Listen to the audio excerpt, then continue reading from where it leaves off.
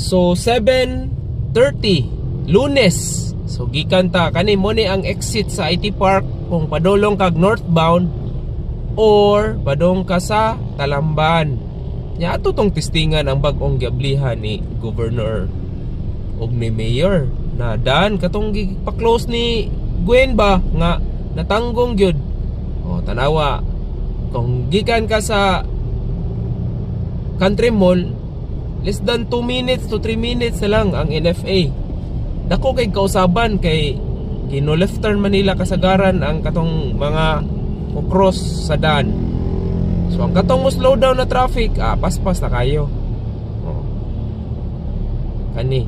So mo ni bag-ong entrance sa IT Park atong sudlon karon. Na dire. At bang ni siya sa crossroads. So kung bantayan mo, Tulahog IT Park, apas this way. Awa guys. Muna katong sa akong karaang video nga a month ago. Smooth na kayo, limpyo na kayo. Nya, katong mga nag-ingon, mablihan na traffic ba mo?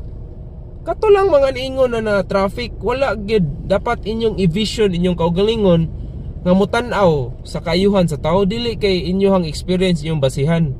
Okay? So muna bagong daan, abli na. Salamat Gov og Mayor.